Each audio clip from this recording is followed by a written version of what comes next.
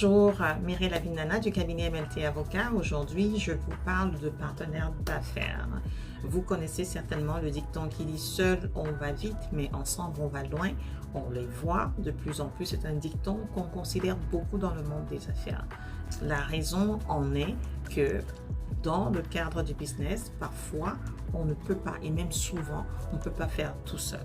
Donc, on a toujours besoin de personnes qui vont pouvoir venir pallier à ce qui serait notre limite, notre handicap, nous, dans le développement de notre activité d'entreprise. Mais pour ça encore, il faut être assez franc avec soi-même. Il faut être capable d'identifier quelles sont ces lacunes.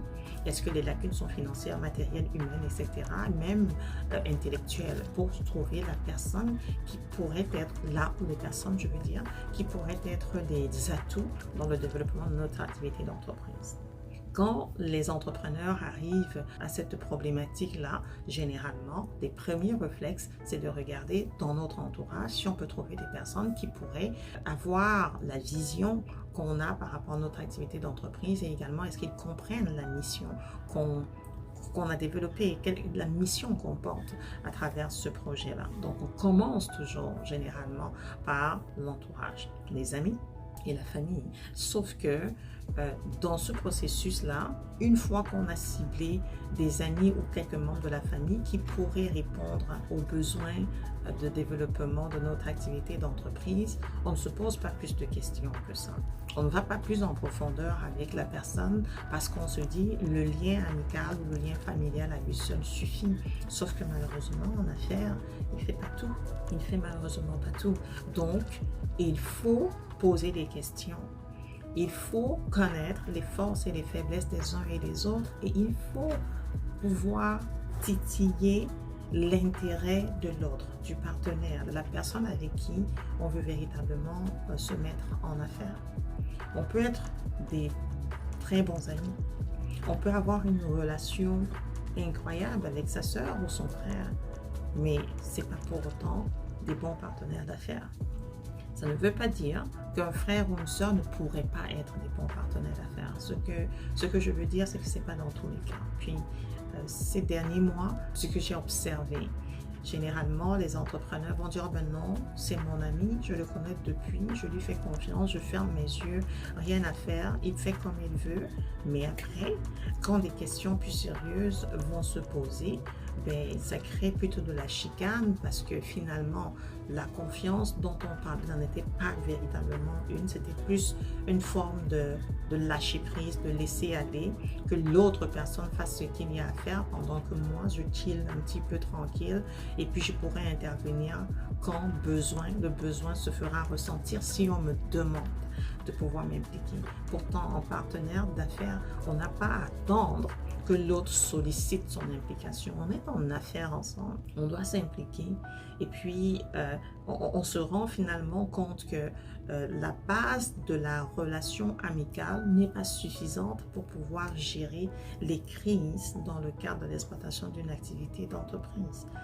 Donc oui, on peut être amis de longue date, mais soyons francs, soyez francs les uns à l'égard des autres avant de décider véritablement de vous mettre en affaires. Puis posez-vous des questions qui blessent et puis soyez sensibles aux irritants aussi. Parce que parfois on dit oh ben non, peut-être c'est moi, ma sensibilité, etc.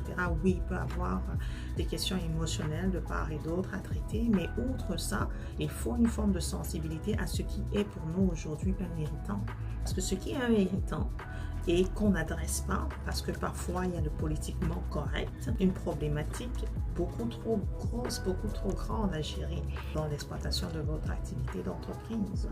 Également, une autre erreur qu'on voit beaucoup, c'est les contrats de partenariat ne sont pas rédigés.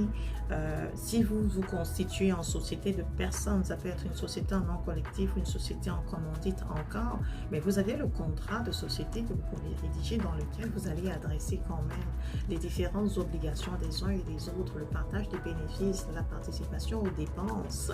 Ça, il faut les adresser. C'est quoi les obligations et puis les droits des uns et des autres? Si on ne sait pas forcément, puis qu'on se dit, oh, mais parce qu'on est amis, quand viendra le temps, on va pouvoir les régler, mais malheureusement, on serait mal pris.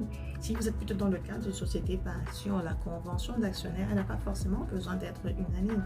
Il peut juste y avoir une convention d'actionnaire dans laquelle vous adressez les véritables enjeux que vous aimeriez déjà traiter aujourd'hui au moment où vous partez en affaires. Mais on voit des entrepreneurs dire, ah ben non, puisqu'on est amis depuis de longues dates, pas besoin de s'asseoir et puis de rédiger un document. Sauf que quand vient la chicane et que vous vous crêpez le chignon pas mal, mais c'est difficile pour un avocat véritablement là, de venir refaire les choses qui auraient normalement dû être faites dès le départ parce que les véritables questions n'ont pas été posées.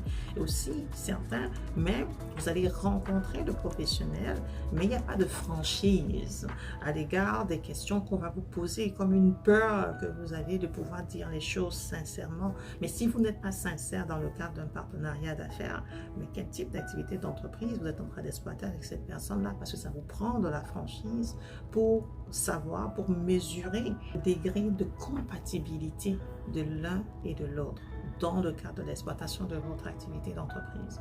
Alors allez-y, posez des questions. Posez vraiment des questions. Parfois, on va vous dire qu'il y a des questions qui fâchent, mais la réponse à ça, c'est qu'il n'y a pas de mauvaises questions. Il n'y a vraiment pas de mauvaises questions. Toutes les questions sont bonnes pour vous permettre de développer une relation qui va vous emmener à une autre étape dans le développement de votre activité d'entreprise.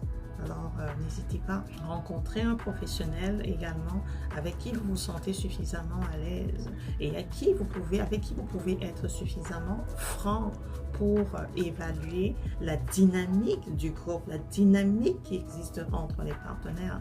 Ça, malheureusement, parfois, les entrepreneurs vont venir et on va essayer de faire abstraction, mais même quand le professionnel essaie de cadrer certaines choses, il y a comme un désir, une gêne qui vous empêche d'être franc. Sauf que s'il n'y a pas une forme de franchise pour vous aider à bâtir ce que certains appellent leur empire, à bâtir ce que d'autres qualifient de changement de la société de demain, mais ça serait difficile de bâtir un empire qui va s'éterniser de génération en génération. Alors allez-y, posez des questions. C'était Mireille Lavinana du cabinet MLT Avocat.